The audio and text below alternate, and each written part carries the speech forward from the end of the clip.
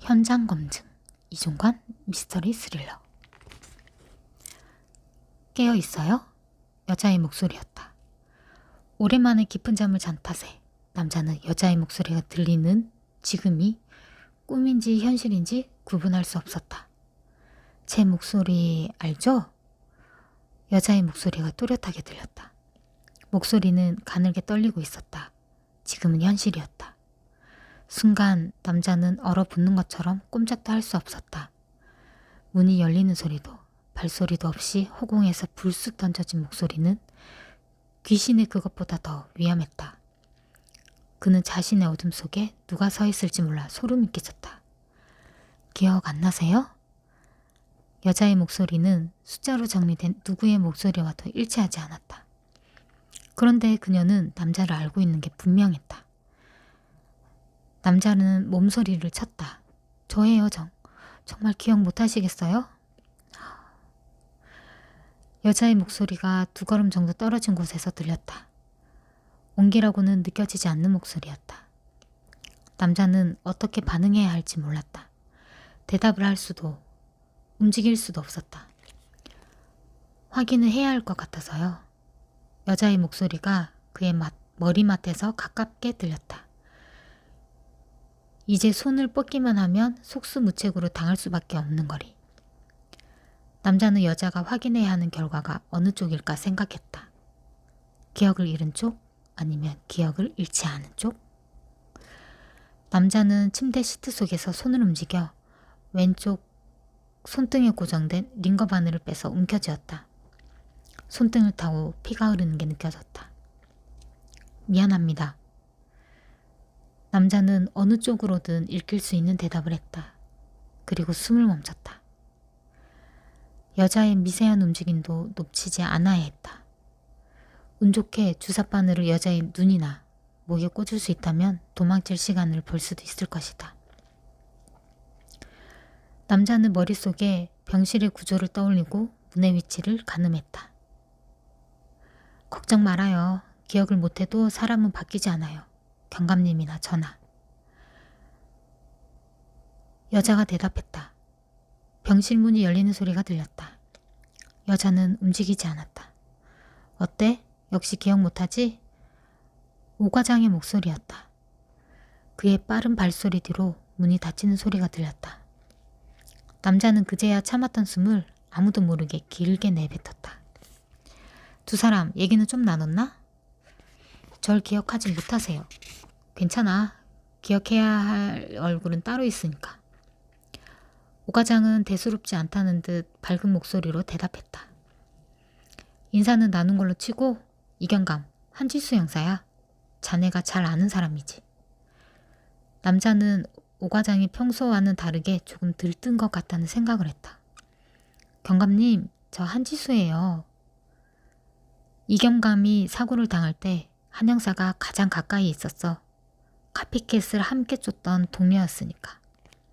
동료? 얇게 떨리는 여자의 목소리에서 가까운 동료라기엔 거리가 있는 긴장감이 느껴졌다. 하지만 화상을 입고 기억까지 불타버린 사람 앞에서는 누구라도 긴장할 수밖에 없을 것이다. 남자는 그렇게 생각했다. 힘들겠지만 어떻게든 기억을 되살려야 해. 지금으로서는 그 기억이 카피캣을 잡을 수 있는 유일한 끈이야. 한 형사가 많이 도와줄 거야. 자주 올게요. 여전히 여자의 목소리가 낯설었다. 동료였지만 관계가 그리 호의적인 편은 아니었던 걸까? 왼쪽 손밑이 축축했다. 남자는 손을 뻗어 침대 머리맡에 호출 버튼을 눌렀다. 언제인지 모르지만 간호사들이 올 것이다. 한지수는 서울청 1층에 있는 서경 카페에서 커피 한 잔을 주문해선 채로 단숨에 비었다. 카페인이 온몸에 번지자 비로소 정신이 들었다. 정문으로 나와 택시를 잡았다. 시체 없는 살인사건의 담당자인 용산서 손지훈 형사를 만나기 위해서였다. 신문사 외부 전광판에 실시간 뉴스들이 한 줄로 흘러가는 게 보였다. 멀미가 나서 눈을 감았다. 용산서에 도착해 요금을 치르자 택시기사가 잘 해결되길 바랍니다 라는 인사말을 건넸다. 고맙습니다 라고 대답하고 나서야 기사가 자신을 피해자로 오해했다는 생각이 들었다. 손지훈 형사는 강력팀이 있는 별관 건물 앞에서 담배를 피우고 있었다. 담배를 든 데다 면도를 한 것처럼 머리카락을 깨끗하게 밀어버려 파괴한 스님처럼 보였다. 들어가시죠. 기다리고 있었습니다. 그가 담뱃불을 끄며 아는 척을 했다. 모두 외근 중인지 사무실에는 아무도 없었다. 한강에 또 변세차이가 떠올라 모두 거기로 갔어요. 용산서의 관할구역에는 한강의 유석이 느려지는 구간이 있어 투신한 사람들이 자주 떠올랐다. 한지수는 손형사와 마주보고 앉았다. 김영학 아들놈이 서울청에도 투서를 날렸죠? 유학생인데 앞뒤 재는 게 없더라고요. 여러 가지로 고생시켜서 미안합니다. 여기도 만만치 않겠어요. 부실수사라고 청문감사 게시판에도 글을 싸지른 모양입니다. 요즘 애들은 키보드 위에서 날아다니잖아요. 덕분에 매일 불려가고 개고생이죠. 김영학 수사는요? 황당하죠. 5개월 전에 실종된 김영학을 지금 어떻게 찾겠어요. CCTV도 몇 바퀴는 돌아서 다 삭제됐을 텐데. 김영학의 통화 내역이나 카드 사용 내역, 지금까지 수사 자료 좀 볼 수 있을까요? 깨끗해요. 쑤셔볼 여지가 없어요. 손형사가 출력된 자료들을 넘겨주었다. 서류의 분량이 얄팍했다. 김영학의 생활 반응이 조금이라도 나았다면 서류의 분량이 이 정도는 아닐 것이다. 김영학 거주지는 그대로인가요? 실종되고 나서 계속 비어 있었어요. 그렇군요. 영장 없이 들어가는 건 불법인 거 아시죠? 감찰 중인데 몸 사려야죠. 그럼요, 사려야죠. 한지수가 일어섰다. 가봐도 별거 없을 거예요. 이미 과수팀이 2번 이상 훑었으니까. 손형사가 강력팀의 출입문을 열어주었다. 출입문에는 조사받던 범인이 도주할 것을 우려해 안쪽에도 디지털 도어록이 달려 있었다. 아, 그리고 이건 그냥 드리는 말씀인데 김영학이 실종 전에 현관 열쇠를 화분 밑에 두고 다녔다고 하더라고요. 지금도 있는지 모르겠지만요. 고마워요. 손형사가 장난처럼 거수경례를 했다. 그녀도 장난처럼 거수경례로 받았다. 손을 흔드는 것보다는 그 편이 덜 어색했다. 용산서의 비탈진 골목 끝으로 해가 지고 있었다. 일주일에 둘째 날이 지나가는 중이었다. 발걸음이 빨라졌다.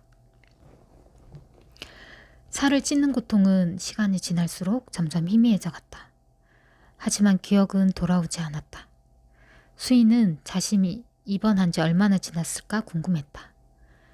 그날들을 모두 거슬러 올라가 연쇄살인마의 얼굴을 볼 수 있을 것이다.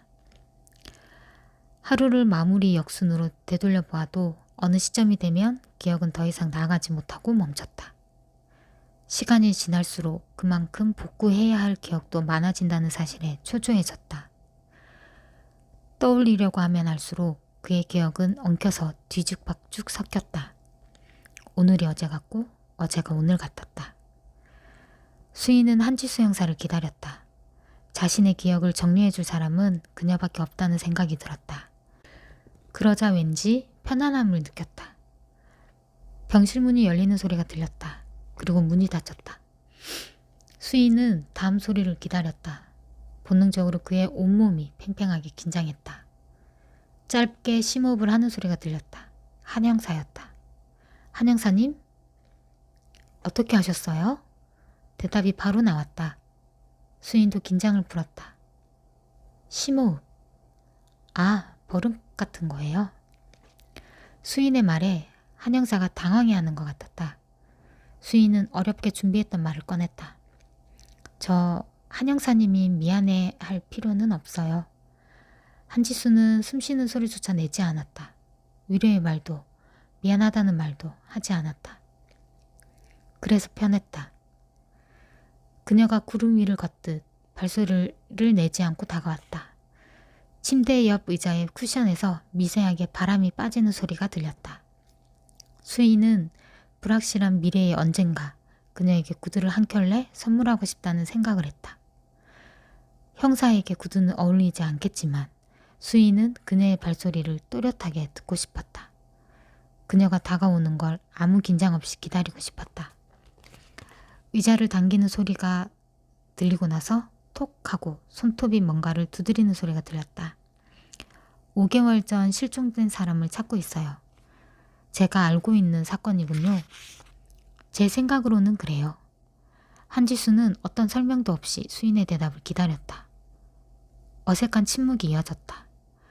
수인은 어쩐지 그녀가 자신을 시험하고 있을지도 모른다고 생각했다.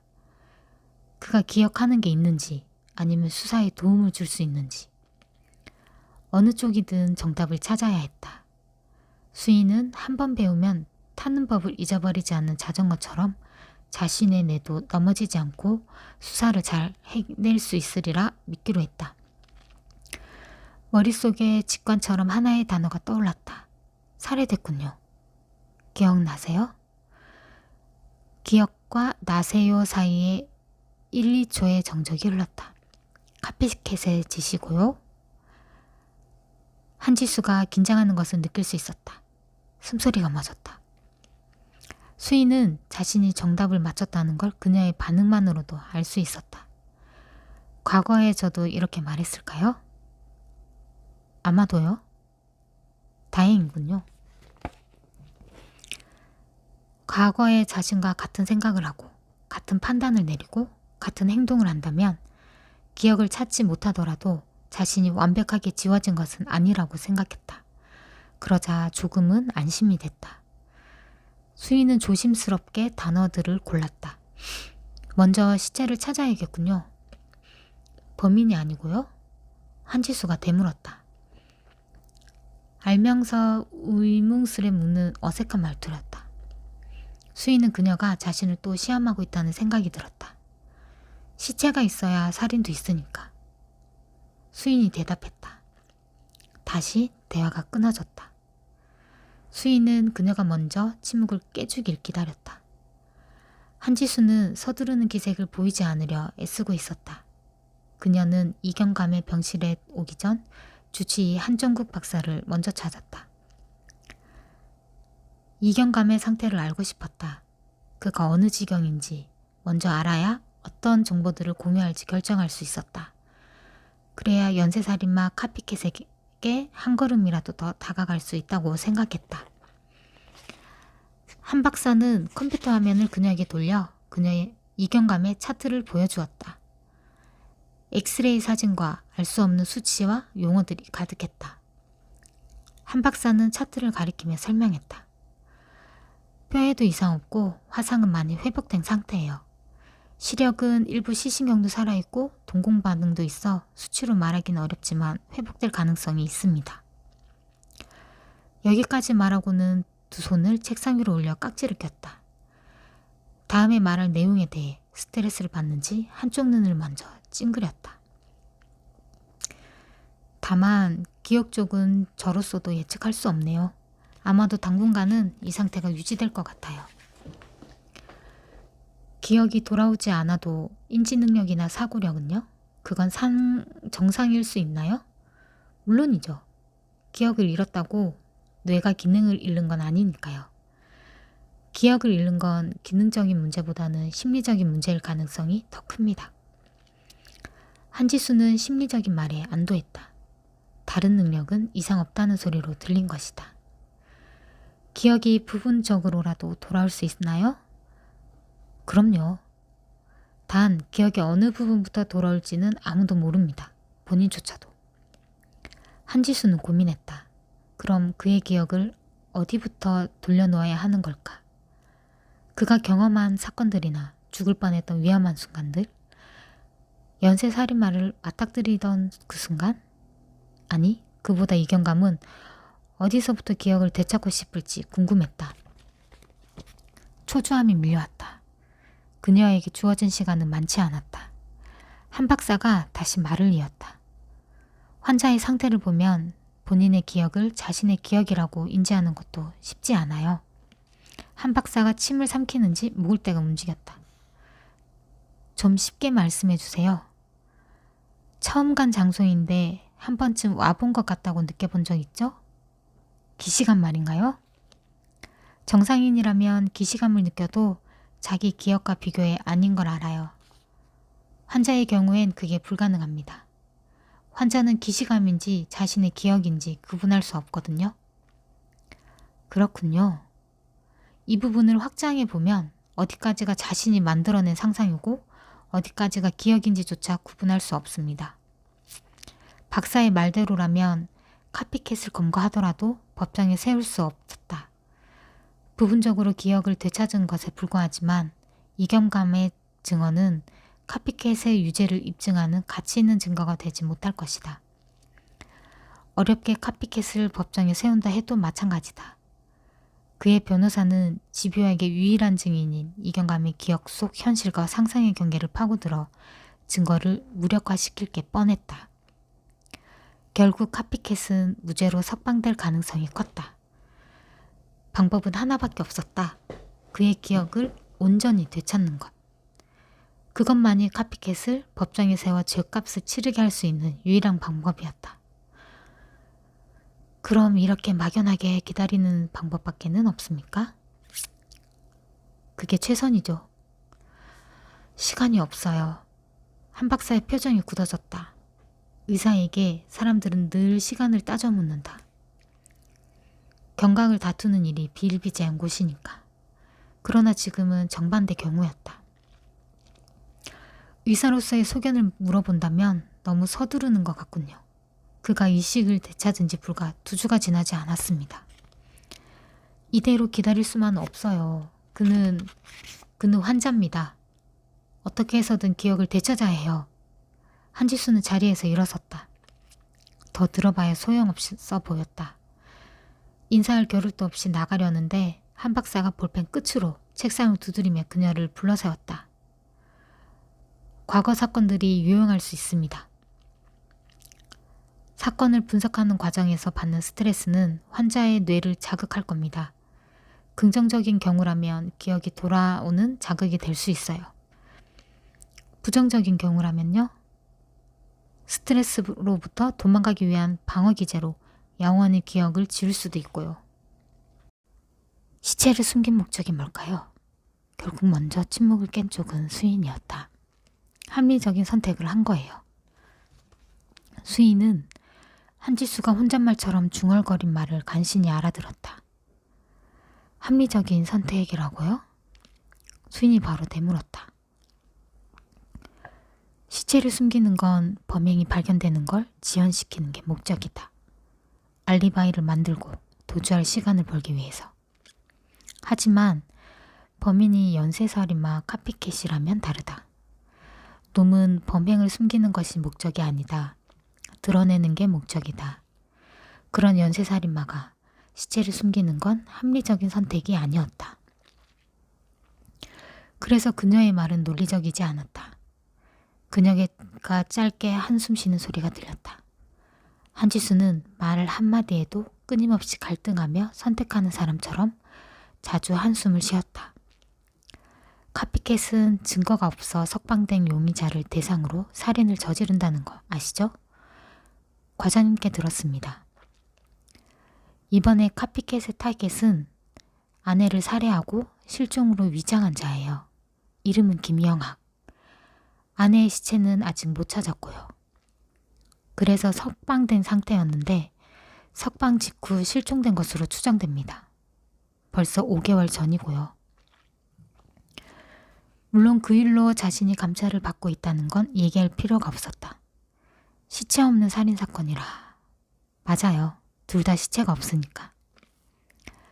2건의 연속된 실종이 2건의 연속된 시체 없는 살인사건이 됐군요. 결국 수사팀도 아내의 실종 사건을 살인사건으로 전환했어요. 실효는 없지만요. 카피캣이 그렇게 만든 거죠. 그래서 합리적인 선택이라는 거고. 수인은 한지수의 대답이 이어지길 기다렸다. 그는 몸 어딘가에서 스위치가 켜진 듯 열이 올랐고 몸이 저렸다. 손바닥은 땀으로 축축해져 침대볼을 움켜쥐고 놓지 않았다. 흥분이 밀려오는 중이었다. 본능적인 감각이 살아나는 것만 같았다. 과거에 그가 알고 있는 연쇄살인마의 뒤를 다시 쫓기 시작했다는 추적의 감각. 수인은 본능적으로 깨달았다. 연쇄살인마를 쫓는 것이 자신이 자신을 찾아가는 최선의 방법이라는 걸. 입가가 떨리는 걸 숨기느라 이를 꽉 깨물었다. 한지수는 이경감의 신체가 미세하게 반응하는 것을 주시하며 설명을 이어갔다. 사건의 전체 구도를 먼저 얘기하고 항목별로 세세하게 덧붙이는 방식이었다. 그녀의 말 하나라도 놓칠세라 수인의 청각은 더욱 예민해졌다. 수사 기록을 보고 있는지 종이 넘기는 소리가 났다. 수인은 그녀의 설명을 잘 듣고 있다는 의미로 가끔씩 고개를 끄덕였다. 그녀는 빼먹으면 안 되는 핵심적인 사항을 얘기할 때는 수사 기록을 천천히 넘겼고 지루하고 불필요한 사항의 경우엔 빠르게 넘겼다. 그녀가 수사 기록을 넘기는 소리만으로도 수인은 사건의 중요한 부분을 알 수 있었다. 그는 그녀가 설명하는 내용을 토대로 사건 전체를 머릿속에 이미 이미지화시켰다. 관계도를 그리고 선을 그어 수사의 흐름을 도표화했다. 그러자 설명에 비어있는 부분이 보였다. 김영학이 아내를 살해한 동기는 뭐죠? 밝혀내지 못했어요. 그걸 밝혀냈으면 용산서에서 김영학을 쉽게 풀어주진 않았을 거예요. 수인은 다시 물었다. 그럼 왜 카피캣은 김영학을 상대로 범행을 저질렀을까요? 한지수는 바로 대답하지 못했다. 그녀는 병실 문에서 머리 침대맡에 도착할 정도의 시간이 흐른 뒤에야 대답을 했다. 망설이는 목소리였다. 그 질문의 답은 경감님이 해주셔야 해요. 수인은 그녀의 머릿속에서도 자신과 비슷한 질문이 맴돌고 있다는 것을 알 수 있었다. 그리고 둘 중 누구도 그 질문의 답을 알지 못한다는 것도 깨달았다. 다시 대화가 끊겼다. 수인은 머릿속에 그려놓은 도표에서 한지수의 대답이 필요한 것들을 지웠다. 비어있어서 확인할 수 없는 사실도 지웠다. 그림이 점점 단순화됐다. 김영학이 실종돼 공중에 떠버린 아내의 살인사건도 지웠다. 그러자 비로소 마지막 하나의 사실만 남았다. 카피캣은 실패했어요. 아직까지. 수인은 자신도 모르게 머릿속에 떠오른 생각을 그대로 뱉어버렸다. 실패? 한지수의 목소리가 반음 올라갔다. 그리고 불신이 가득한 목소리가 되물었다. 설마 김영학이 살아있다는 건가요? 아니요. 그는 살해당했어요. 수인은 대화의 시작을 잘못했다는 걸 깨닫고 빠르게 덧붙였다. 두 건 모두 공통적으로 피해자가 실종됐지만 목적이 달라요. 첫 번째 아내의 실종은 김영학이 살인을 은폐하기 위한 수단이었어요. 성공했고요. 두 번째 실종은 첫 번째 사건의 재현이었으니까 역시 성공한 건 아닌가요? 신중하고 느린 말투였다. 한지수는 말을 하면서도 자신이 놓친 것이 무엇인지 찾고 있는 것 같았다. 카피캣은 수사팀이 김영학의 시체를 찾아내는 걸 전제로 범행을 설계했어요. 너무 빨리 찾아도 안 되고 그렇다고 못 찾아도 안 돼요.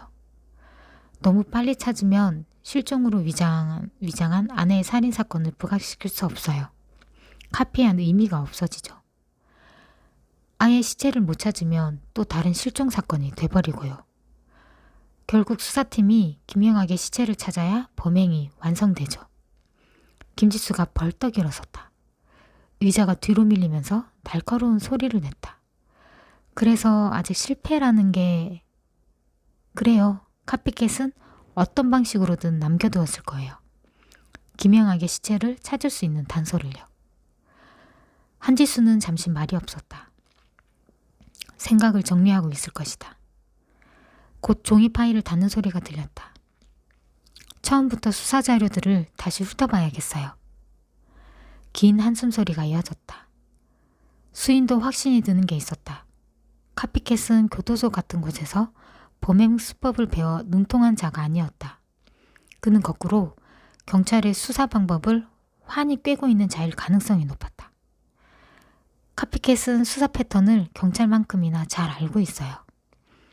경찰이 기초 수사를 하는 동선에 단서를 두지는 않았을 거예요. 저도 같은 생각이에요. 일반적인 수사 패턴과 다른 시각에서 볼게요. 오늘이 이만. 다시 올게요. 한지수는 올 때와 마찬가지로 발소리 없이 병실을 나갔다. 문이 열렸다 닫히는 소리가 났다. 이거는... 한지수는 병원의 정문 대신 장례식장에 있는 후문 앞쪽으로 걸음을 옮겼다. 혹시라도 로비에서 뻗치기를 하고 있는 기자 중에 그녀의 얼굴을 아는 자라도 만나면 귀찮은 일이 생길지 몰랐다. 이경감의 정확한 상태는 경찰 윗선은 물론이고 수사국 중에서도 형사과장이 지휘하는 몇 명만 아는 급비사항이었다. 이수인 경감에 대한 경찰의 공식적인 입장은 늘 회복 중이었다. 후문 쪽에 기자로 보이는 사람은 없었다. 밖은 어느덧 땅거미가 지고 있었다. 곧 어둠이 소리 없이 내려앉을 것이다. 휴대폰을 꺼내 녹음 파일을 확인했다. 날짜별로 정리된 목록 맨 위에 오늘 날짜의 파일이 이상 없이 생성돼 있었다. 한지수는 메일창을 열어 오늘자 녹음 파일을 첨부해 오대영 과장에게 전송했다. 파일이 전송되는 속도가 더뎌 그녀는 한참을 그대로 서 있었다. 이경감 자신도 의식하지 못하지만 기억이 돌아오고 있는 것은 아닐까 한지수는 생각했다. 그가 사건을 풀어내는 수준을 보면 그런 생각이 들 수밖에 없었다. 사건 개요도 모르는 상태에서 직감적으로 사건의 핵심을 파악하는 것이 오랫동안 훈련된 감대무만은 아닌 것 같았다. 파일 전송이 완료됐다는 메시지가 떴다. 한지수는 장례식장을 지나 좁은 도로를 따라 걸어 내려가며 일렬로 주차된 차들의 내부를 습관적으로 훑었다. 잠복하는 기자가 있는지 무의식 중에 확인한 것이다. 한지수는 쓴웃음을 지었다. 자신이 틀에 박힌 눈으로만 주변을 보고 있다는 생각이 들었다. 카피캣이 숨긴 시체는 수사를 하는 형사의 눈으로 보면 찾을 수 없을 것이다. 머릿속으로 수사의 마지막부터 거꾸로 되짚어 보았다. 김영학이 실종되었다는 신고는 5개월이나 지난 지금에야 이루어졌다. 그 기간이라면 김영학의 동선에 있는 CCTV 자료는 손 형사의 말대로 몇 번이나 덮어쓰고도 남았을 시간이었다. 카피캣이라면 CCTV의 보존 기간을 알면서 시체를 찾을 수 있는 단서를 거기에 둘 리 없다. 수사팀은 신고 후 생활 반응을 확인하기 위해 통화 내역은 물론 의료 기록과 카드 사용 내역을 조회했다. 의료 기록은 최근 사용 내용이 없었고 통화 내역과 카드 사용 내역은 거의 비슷한 시기에 끊겨 있었다. 통화 내역의 마지막 통화자는 아들이었고 카드 사용 내역의 마지막은 김영학이 거주하고 있는 동네의 마트였다. 수사할 만한 가치가 없었다. 한지수는 당연하다고 생각했다. 이런 식의 수사는 용의자가 살해당한 사람과 인과관계가 있을 경우에나 효과적인 수사였다. 수사 기록에는 김영학의 주변 인물에 대한 참고인 조사를 한 내용이 남아 있었다. 한눈에 봐도 형식적인 수준이었다. 주변 인물들은 모두 김영학이 원하는 살만한 사람이 없다고 했고 범죄를 저지를 사람도 아니라고 했다. 김영학의 통화 내역에도 특이한 사항은 없었다. 대포폰이 한 대 더 있는 건 아닌가 의심할 정도로 전화를 건 발신 내역이 많지 않았다. 용산서에서는 김영학이 휴대전화로 전화를 받는 수신 내역도 파악했는데 중복되는 번호나 의심할 만한 사항은 없었다. 보통의 수사라면 수신 내역에 남은 전화번호를 다시 역추적해서 또 발신자와 수신자에 대한 수사를 해야 했지만 수사는 더 이상 진행되지 않고 멈췄다. 용산서에서는 이런 식으로 해봐야 나올 게 없다는 걸 알면서도 수사를 하고 있었다. 수사할 거리가 없을 때 하는 형사들의 전형적인 문객이었다. 그럼에도 계속 수사를 진행한 이유는 김영학의 아들이 제기한 부실 수사에 대한 면피용 자료를 만들기 위해서였다. 그나마 활기를 띈 수사는 김영학의 휴대폰이 최종적으로 꺼진 위치에 대한 수사였다. 신호가 마지막으로 잡힌 기지국의 위치는 경기도 남양주시 한서면이었다. 해당 기지국의 반경에는 실종된 아내의 차량과 휴대폰이 발견된 장소가 있었다. 수사팀은 자살 가능성의 무게를 두고 의견까지 동원해 주변을 수색하고 수중 탐색까지 했지만 시체는 물론 그의 휴대폰도 발견하지 못했다. 한지수는 자신도 모르게 발걸음을 늦추다 아예 멈추어 섰다. 카피캣의 메시지는 분명했다. 경찰에 대한 조롱이었다. 카피캣은 김영학에게 살해된 아내의 차량과 휴대폰이 발견된 지점에서 그의 휴대폰을 껐을 것이다. 경찰이 현장을 다시 수색하도록 만들기 위해서. 수사기록 위로 카피캣이 웃는 소리가 겹쳐졌다. 그런 기계적인 수색으로 과연 시체를 찾을 수 있을까?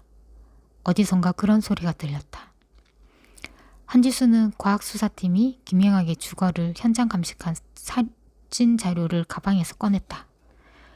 조급한 마음에 가로등으로 다가갔다. 조도 낮은 불빛에 의지해 파일을 넘겼다. 컬러 프린터로 출력한 사진이라 해상도가 떨어졌지만 보기에 큰 불편은 없었다. 집의 외부에서 시작해 점차 내부로 들어가며 현장 감식의 매뉴얼대로 찍힌 사진들이었다. 현장은 물건을 뒤진 물색 흔적조차 없이 깨끗했다. 마치 부동산 사이트에 매물로 등록하기 위해 찍어놓은 사진 같았다. 몇 장을 넘기자 현관문 손잡이에서 형광 분말로 지문 채취를 시도한 사진이 있었다. 과학수사요원은 측광을 사용해 선명한 지문 사진을 성공적으로 찍었다. 하지만 첨부된 AFIS 자동 지문 식별 시스템 결과엔 김영학을 제외한 유효 지문은 없었다. 당연한 결과다. 카피캣이 현관 손잡이에 지문을 남길 확률은 지나가던 순찰 경찰관이 그를 검거할 확률보다 낮을 것이다. 감식팀은 집의 표면만 감식했다. 집을 엉망으로 만들어 놓고서도 실종자를 찾지 못할 경우 제기될 민원을 의식한 직업병이었다. 한지수는 직접 현장을 봐야겠다고 마음먹었다. 주변을 둘러보았다. 시간이 얼마나 지났는지 가로등 밑을 제외하고는 온통 캄캄했다. 무작정 걸었던 그녀는 자신이 어디에 있는지조차 알 수 없었다. 당장 김영학의 주거지로 달려가고 싶은 마음을 애써 눌렀다. 빛이 없는 밤에 하는 10번의 감식보다 낮에 하는 1번의 감식이 낫다는 걸 경험으로 알고 있었다. 한지수는 큰 도로가 나올 때까지 천천히 걸었다. 길 건너 아파트의 불빛과 상가의 네온 사인이 다른 세상처럼 빛나고 있었다. 요란하고 밝은 세상보다 지금 서 있는 어둠이 더 편하다고 느껴졌다. 이제 감찰 조사까지는 오늘을 제외하고 5일이 남았다. 그때까지 김영학의 시체를 찾아야만 했다.